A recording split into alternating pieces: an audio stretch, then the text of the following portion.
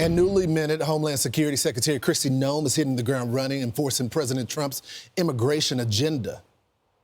Joining federal agencies here in New York City, Noem says among those arrested was the ringleader of that vicious Venezuelan gang, Tren de Aragua.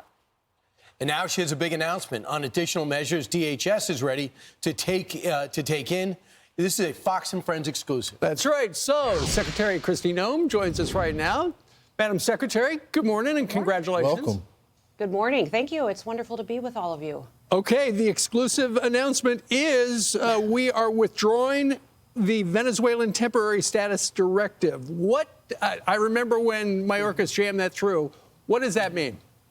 Well, before he left town, Mayorkas signed an order that said for 18 months they were going to extend this protection to people that are on temporary protected status, which meant they were going to be able to stay here and violate our laws for another 18 months, and we stopped that. Today we signed an executive order within the Department of Homeland Security in a direction that we were not going to follow through on what he did to tie our hands, that we are going to follow the process, evaluate all of these individuals that are in our country, including the Venezuelans that are here and members of TDA. Listen, I was in New York City yesterday, and the people of this country want these dirtbags out. They want their communities to be safe. It was so amazing to me to see people walk by us on the street early in the morning and just say, thank you. Thank you for being here. So this is part of our plan to make sure that we're protecting America, keeping it safe again, just like President Trump promised.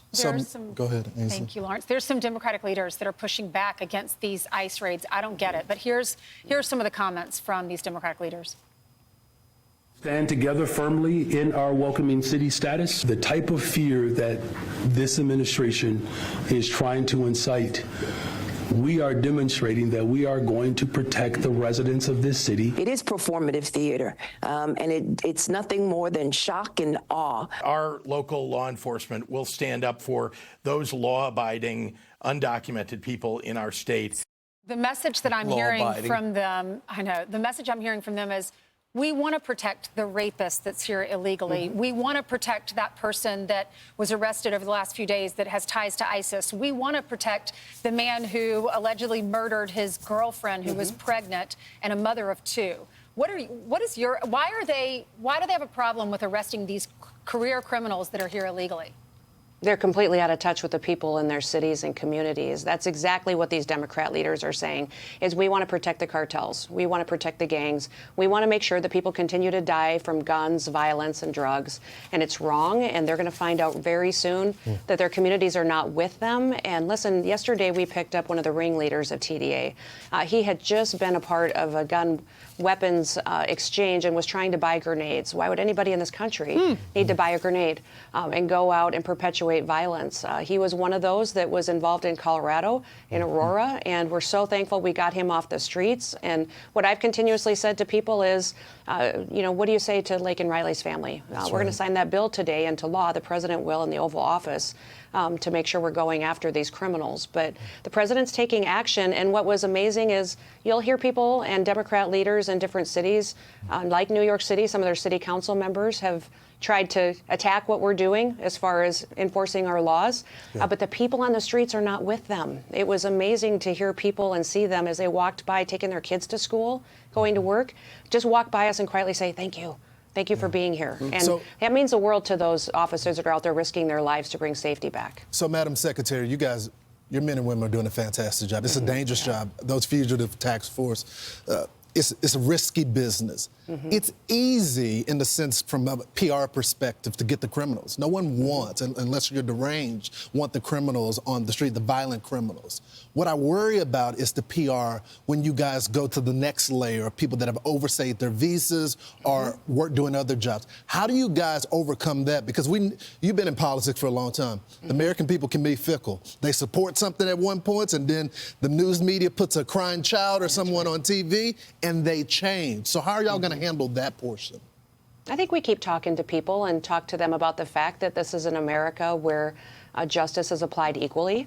You know, we can't say that American citizens have to follow the law and then say that people from other countries don't have to. You know, we choose laws, we put them in place. Congress has the chance to change the law, but until then, our job is to enforce it. And when you want to live in a country where everybody's treated the same and fairly and equally and has a chance to live the American dream, so we understand that there's some families who have been here illegally and have been perpetuating that. That's a discussion that we're going to have to continue to have and see if we can fix our legal immigration system as well. That's one of my jobs is, you know, not only are we going after those that are here illegally, but we have to do due diligence and making sure we have the resources to process paperwork in a timely manner. And so more immigration courts and judges, getting those kind of resources through Congress is important to make sure we're not just securing the border, we're deporting these dangerous individuals and then fixing our broken system. And also legal work visas for the construction industry and other things like that, because there's people with great work ethics. Real quick, what are you going to do with the Venezuelans, the Cubans, when they don't? These countries don't want to take them back? You got 607,000 Venezuelans here. What do we do? Well, we have a fantastic Secretary of State in Secretary Rubio, and he has been doing incredible work. You know, the other night, I was talking to him on the phone at 1 o'clock in the morning, and he was up and still discussing negotiations with other countries and working with his people and in these countries to do diplomatic relations. And the president clearly will exercise all the authority and power that he has to make these countries take them back. So, are you ruling out Gitmo?